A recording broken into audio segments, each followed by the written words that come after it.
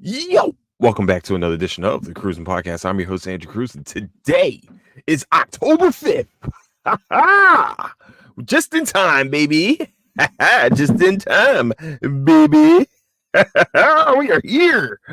And we got to watch. I had to rewatch the finale, the 2 episode finale of Bleach 1,000 Years Blood War.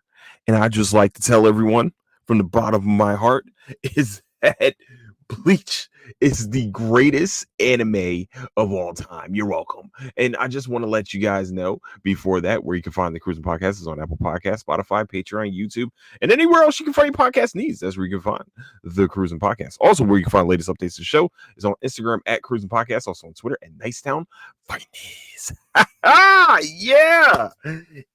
It is age 21, baby. So what I'm saying is that Bleach, the greatest anime to ever, grace the eyeballs of people. Bleach is now 21 years old. We are here, man. We can get our driver's license turned horizontal now, baby. We are not vertical no more. Let's go. Let's go. Let's do it, man. I am here. Oh man, y'all don't understand. That finale was amazing. You know what's crazy? That finale on the 2 episodes, between the 2 episodes, you only see Ichigo for literally 0.5 seconds. They don't even show the Kang for that long, man. They only show them 0.5 seconds. They said, look, man, we're gonna save you for next season, or next core. Core is pretty much next part 3 of 1,000 Year Blood War. Fuck, man, this was really really intriguing. We still are dealing with the anime tropes that animes have definitely not victim, but I've always done.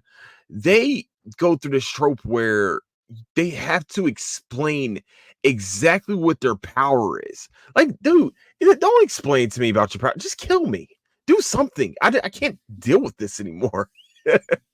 So we've definitely had a lot of monologues the first episode where between the Quincy's and also between the Squad Zero.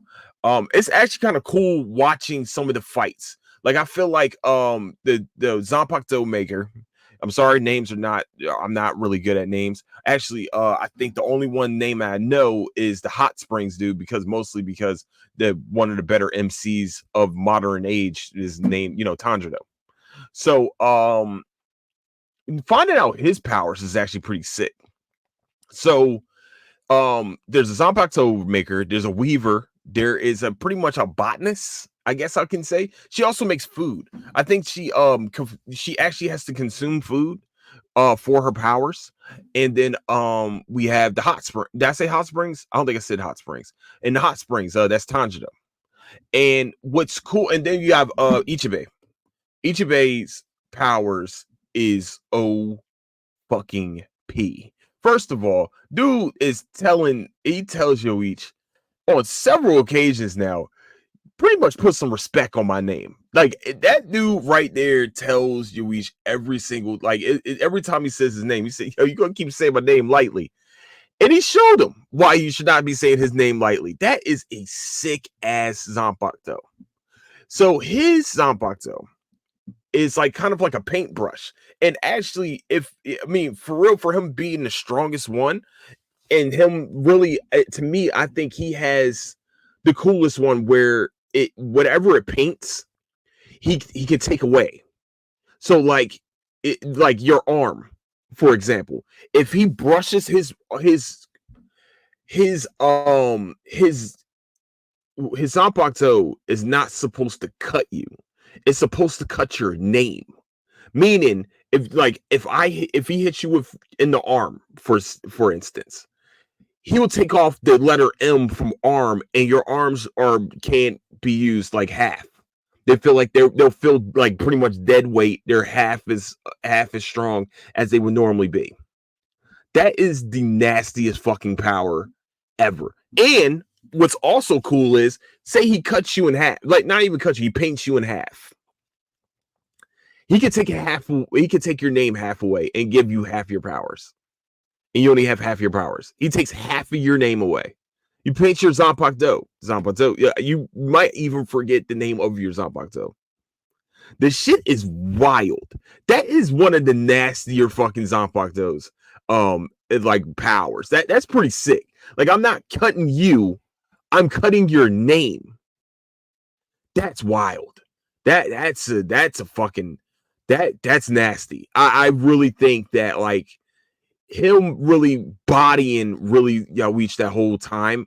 Like, I don't even think he only got really one hit off, and that's after he painted the seal and had him get punched back from away from the Soul Palace, away from the Royal Palace. Really, when he painted that seal to keep Yaweech away, is the only time I think Ichibei actually got hit. Yeah, it's the only time he got hit because, we just couldn't. What was it? He couldn't speak his own name. It was the sickest shit ever. Like, every time he got hit, it wouldn't be able. So he had to, like, make himself not exist anymore. Practically, he used all his reishi to shoot himself with arrows to, like, to get back to the place that where he was at. It's these fight scenes are really fucking good. I really, really, really, really enjoyed these. I think the Zanpakuto Maker and Death Dealing, that was a really good fight between those two. I think that's the best fight. So like, between everyone, because really, he thought he killed him, and he was like, "Yo, you thought that you killed me?" Death Dealing said, "You're the wounds that you have given me weren't even, like, fatal. Like, I don't know why you're celebrating way too early right now."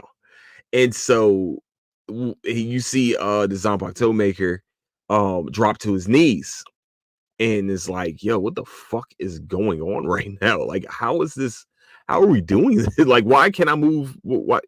So the death dealing is, you puts, like, pretty much a poison on your blood, and every time he drinks it, it's more like taking, I think, either taking the blood away or putting, or I think, actually, no, his is he's replacing your blood with, like, poisonous blood, and, like, really, it's killing you from the inside out.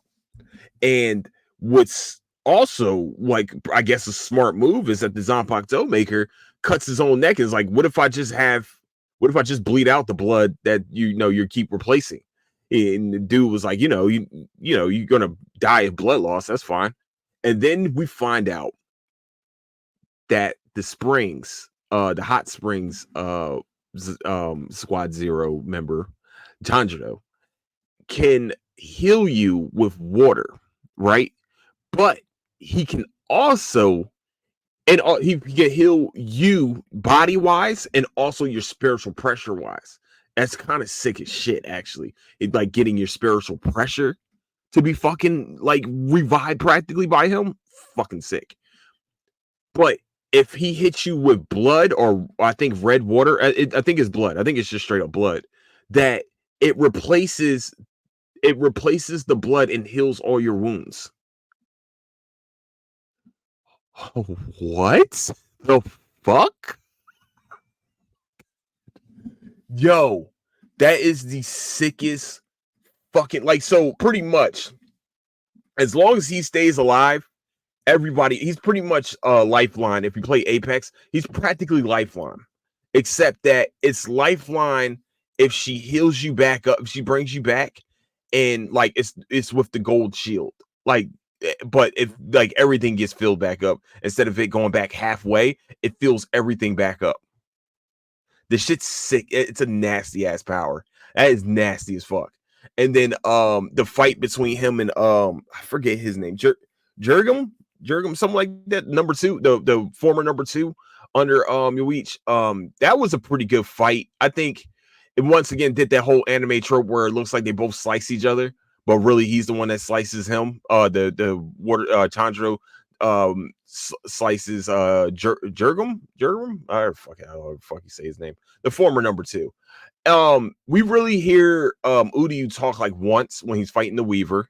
She was like, "Shit, you're fucking, your shit is like little rain hitting my fucking umbrella. You ain't shit." pussy. Practically, that's what she called it.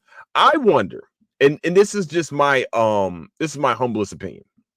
I think that Uryu isn't trying to hit to kill people. Like even with Ichigo, he knew Ichigo would either block the attacks or Odahime and Chad would shield him, or there's some type of way he's getting shielded. And I don't think that Uryu has any killing intentions towards Soul Reapers. I don't know if I wouldn't say he's fully on their side, mostly because of ideology, and also his grandfather was pretty much disseminated. Um, you know, I think that I think he's really that we're gonna see a real battle of like, do I fight with my friends or do I fight against my friends? Like that's really where it looks like we're getting to brass tacks with Uryu. I'm kind of very intrigued by how that storyline is going to play out, because once again, if you haven't watched Bleach before, Uryu Ishida started off as an enemy for Ichigo. Really was a foil for Ichigo, and actually that's the first time we see a Minos Grande. So I don't know. I'm really like I said, I'm very intrigued to see once Ichigo makes it to the Soul Palace. What are they gonna scrap? You know what I'm saying? I liked what Ichigo said. Like I said this a couple episodes ago. I liked what Ichigo said. I was I'm gonna smack him and bring him back. No matter what, I'm gonna smack him and he's gonna come back. It doesn't really matter. That's my friend. They fought countless battles together. I just don't know. But I think the most important part of these two episodes is that Yuichi finally unleashed kind of like one of his ultimate power, one of his bigger powers, which is that he takes all the reishi that he needs from the Quincy's, from useless Quincy's, as Jurgum has said. He said that useless Quincy's, and you just see the Quincy's all down there like, yo, what were we to you? Y'all were food. Y'all didn't know this? Oh, that's right. There's only a few people. There's only a few people in that inner circle, which are all at the Royal Palace right now. They're the only ones that know that Yoichi is gaining power each time Quincy's died. And for Volstein, for Volstein to happen, or was it Oswin?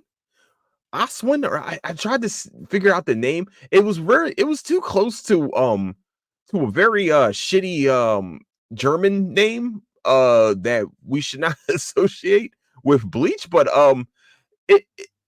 what he does is he pulls pretty much the life force and the powers of all Quincy's. Now, I want everybody to remember the reason why he's able to do that with these Quincy's is that most of them are Quincy's, and most of them are most of them are kind of human, but most of them, I would say the better majority of them are former Ronkars who I think he gave powers of a Quincy to, but he's taking them back now and really dispersing all the power to his top lieutenants.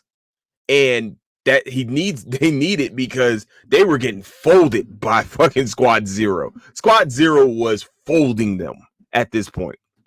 And pretty much everybody was down, and then all of a sudden we get another rebirth out of these motherfuckers. So like we saw this the first time where like they all got their wings, and then now he's taking away the lower ranking people. It's pretty much the nobodies, pretty much regular Soul Reapers.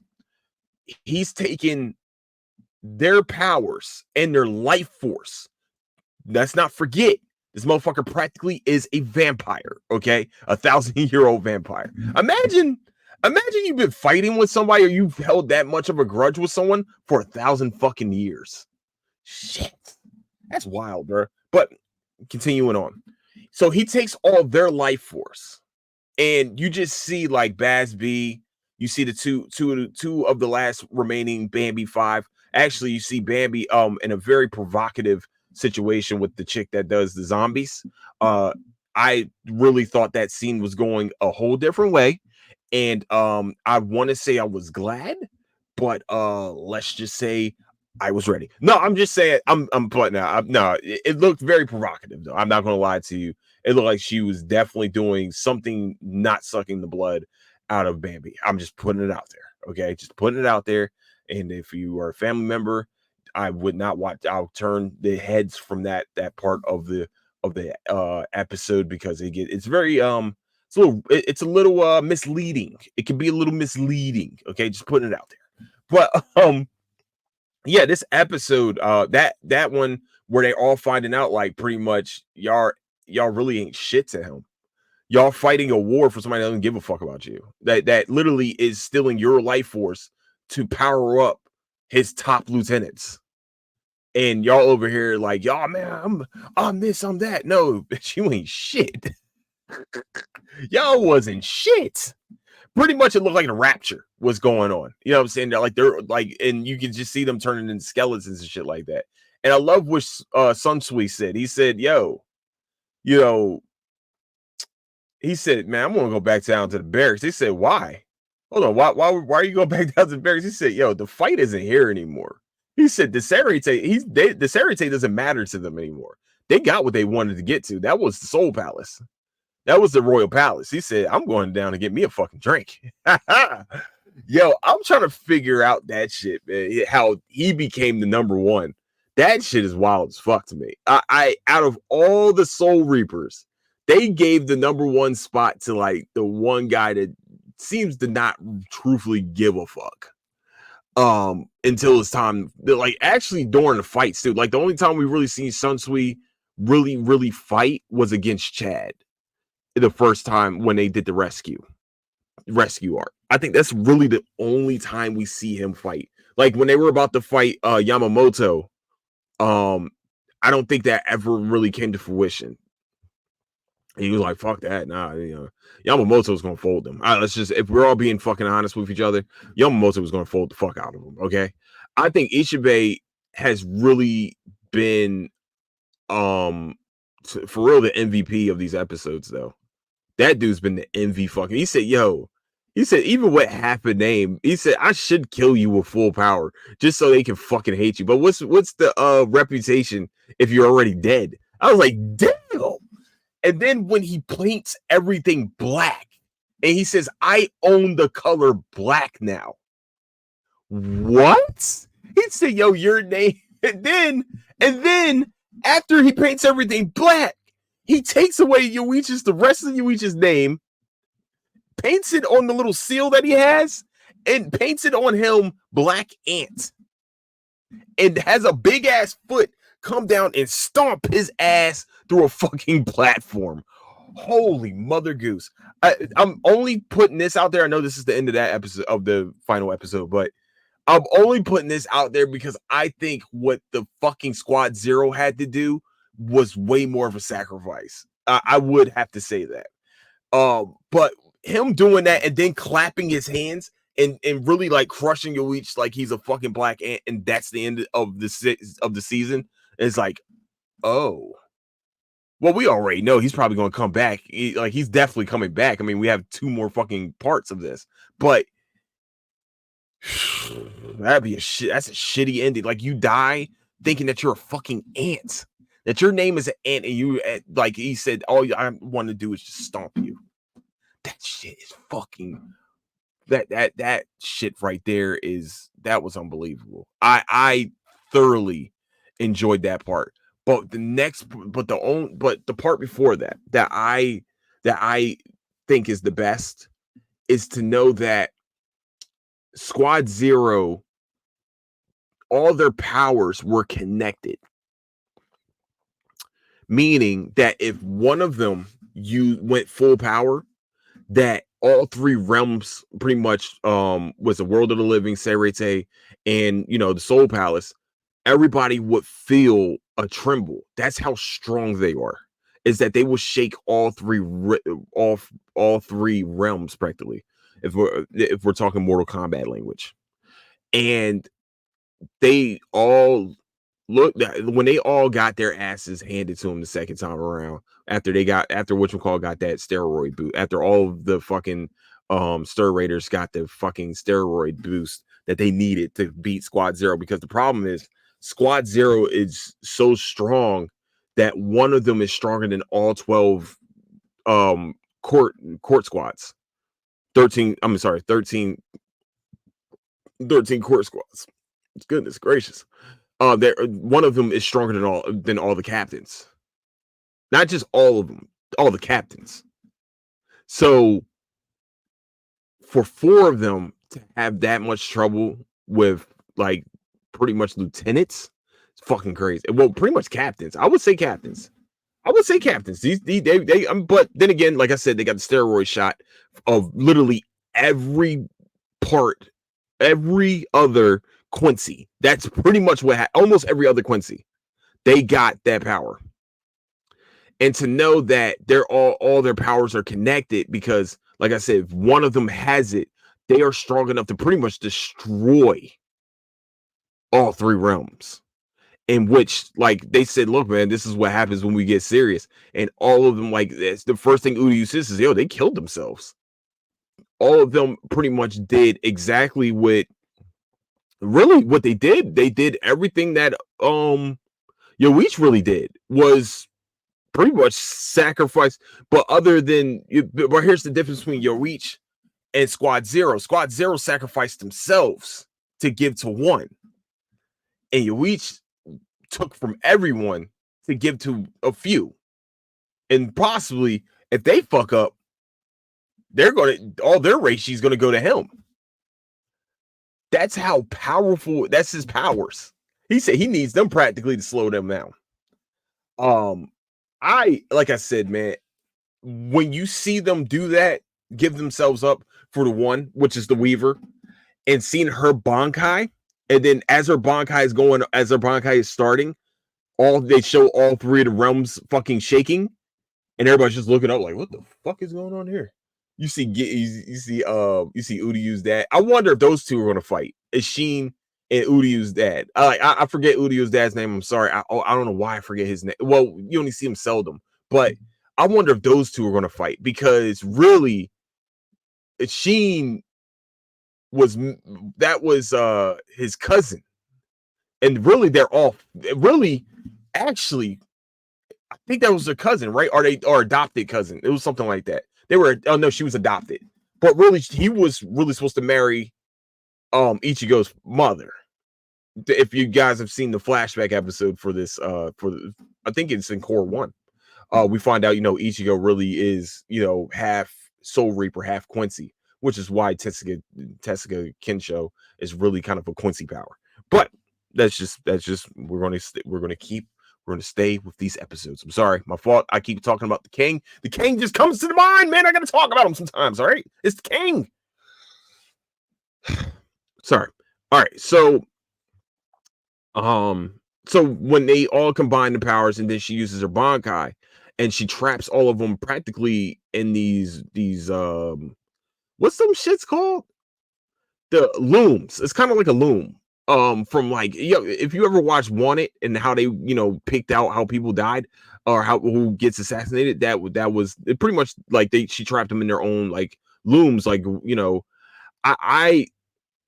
shit, man, I don't know what's about to happen, because once again, Udiyu's trapped. I don't see this working for her, but or really probably Yuichi's going to do something to kind of stop all that shit. But yeah, like I said, I think they did an amazing job with the fights in the Royal Palace. Like I thought they were like, the only parts that I really didn't like is when everybody just kept explaining their fucking powers. Motherfucker, dog. Just someone just go after you. Like, I just want to fight you just because. I just want to go just lunge right at you and see if I can hit you. Just because you're telling me about your fucking dumbass power. I'm sorry. My bad. And we also got to see the visors. We got to see the rest of the visors. Yay! Sorry. My bad. Apparently, Urahara, who is a piece of shit, like, that motherfucker knew what he was doing. I like that the first episode of the finales, the first one, it starts off. I didn't know Yoruichi had a sister. Apparently, Yoruichi's sister is supposed to be going up there with her to fight at the Royal Palace, but Uruhara, I'm going to say Kisuke, Mr. Hat and Clogs, um, sent everybody up already. Most of the people up already. Sorry, sent most of the people up already. And he was like, "Shit, yeah, I already sent them up." And I like that the leader, she's not even a leader; she's the lieutenant she's the lieutenant, pretty much, of the visors. Once again, I'm not good with names. You guys already know she has kind of the snaggletooth and shit like that. And she's like, "Yo, we were so you just went against the plan. Like we were supposed to go up with them." Like, what are we doing here? Like, you feel like you did this on your own. Did you use them? He said, what I like what she said was, did you use them to delay the enemy? And like, I'm sitting here like, yo, y'all niggas gonna use your fucking visor power this time? Are y'all gonna actually use them this time? Are y'all gonna holify? Because you're fucking, because your captains fucked that one up. I think there was like an agreement that like the captain, if they were able to come back as captains, that they weren't allowed to use their visor powers. They weren't allowed to holify. I think that might be the case, but I think if there's war at my doorstep, I'm using every fucking bullet that I got to back away the enemy. To combat the enemy. I think that's what they should have did in the first place. But I think those visors are still dressed up. They're not dressed up in their in their Soul Reaper uniform. They're actually still dressed up like humans, and they just I think they can use them. I think there's no agreement for them. So I think they're going to be able to use their shits. I can't wait to see them fight. By the way, all of them have varying fucking powers, and I fucking love it. Yes, but she was like, yeah, you always say. She said, I always hated this one saying that you always said. It's always to save the Seirete or to protect the Seirete. And she's like, I always hated that. He was like, well, let's get inside and let's get ready for y'all to shoot off. Um they never showed anything else after that. I think really they wanted to pay attention. Like they will go back and like check in a little bit with like, you see Sun Sui, you see, like I said, the visor situation, you see the other stir raiders that, have just got done battling and shit. I think they did a really good job with checking in with them. Gave us like 2 or 3 minutes straight check-in time. Like even when they went to the stir raiders, like they it was really connected to Yoichi killing them, rapturing them. Like that was really the fucking. And two of them surviving. Basby was like, yeah, you fuckers aren't about to kill me. He said, man, I'm not going to die here. And it looks like they might have I think the Soul Reapers might have some very, very good intel / allies. But it feels like Yoichi really kept his plan to those that are up there in the Royal Palace with him. I think that's the only thing. Like they're all waiting for him to come back. And I don't think they understand, like, he wants to take the throne as Soul King. He doesn't want to destroy it. I don't think he wants to destroy everything. I think he really wants to take the throne. He's watching the throne. No, I'm sorry. My bad. Sorry. Um, I'm excited for the next core. I'm so excited for the next part. They said 2024. Very excited. They had a picture of Uryu, actually. So that means Uryu probably going to survive this and survive the loom situation that he's in. Because it all looks like they're stuck in the loom. It's kind of like, fuck, man. Was that the entertainment district where the chick used like little fabrics and shit? I think, but they were used to like cut people. This one was like they're trapped inside of them, and like and that shit is terrifying as fuck to watch. Like the animation for how it sets up. First of all, why are you just standing there? It's fucking just logic. Like maybe I should lazily move to the left. Who knows? But no, what I like was that shit was terrifying. That was a really good animation to like set up her Bankai. It was great, man. Like I said, this these last two episodes, the battling, I think the fights and everything, I think they really, really, really did a great job with telling the story of a story. You know what I'm saying? Like, why is Yuichi not that why Ichibe and Yuichi really have like this contentious relationship with each other? Like, you know what I'm saying? And like for me, I just want him to stop seeing this man. I just want him to put some respect on Ichibe's name. You know what I'm saying? That's all I want. That's all I really want.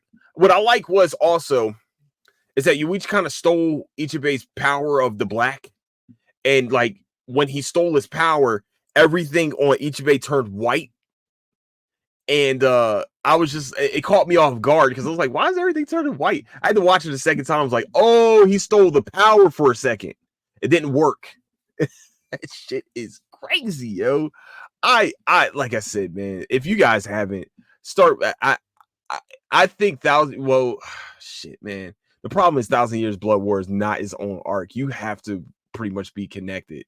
Because if you see the visors, you'd be hyped to see the visors. Like I was hyped to see them. I was like, yeah, let's fucking go. I think they can use the powers. Let's go. And of course, it's the little lieutenant that's angry. She was angry all the time. That would be talking to Kisuke like, yo, what the fuck, yo? Why'd you not? Why you say you went early? Like you, what the fuck? We missed the train. Like we were coming, dickhead. You could have told us. Man, I cannot wait for part 3. Oh man, I gotta wait till next year for this shit. Fuck, man. It's all good. It's okay. We're gonna get through this. All right, we're gonna get through this. It's we might itch a little bit, but we will prevail. We will prevail. Oh, man, fuck, yo, I'm so mad. It just, I'm so mad. I gotta wait because like the way it ends is just like what the fuck. And then also, if you watch after the credits, you do get a Cone signing, where he like I think he redoes like 2 scenes from the show so far. And like, of course, you know, when you see Cone, I feel like Cone's the most annoying character out of everybody next to Don Kanoji, but that's mostly because that's when you know there's a fucking filler coming. So, shit, man, I'm just, fuck, I'm so excited. I'm so excited. Oh my gosh, well, I gotta wait over here. I gotta wait. I gotta wait, man. Wait, it made me feel so good. It made me feel good. It made me feel good, man. Okay, I'm sorry, my bad. Sorry, I went to I don't know where the fuck type place I went. Okay, so with that, I would like to say that is the podcast for today. It's just straight up Bleach review.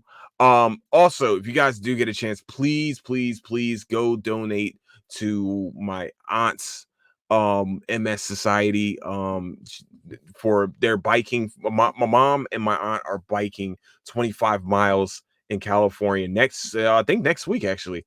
So if you guys get a chance, if you have any heart, please donate to the MS Society. I will put the website on the I will put the website in the what's the fucking thing? Descriptions. In the descriptions.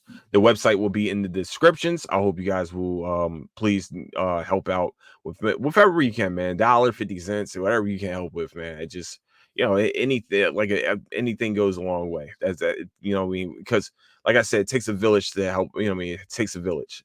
That it takes a neighborhood. It takes a very big neighborhood to help with you know this really debilitating disease. You know, I think yeah, I think I can say that. And I just you know it'd be nice to see like us like be able to help with like some type of treatments and you know some type of therapy for you know people that are afflicted by this and everything. So please if you guys get a chance you see the websites down there. There will be one for my mom and one for my aunt. We're trying to get reach both goals by next week the 10th. So let's make it happen, baby. Also remember the $1,000 goal. I think I want to change it because I've been reading Google shit about the goal, about the you know the thing, the one chip challenge.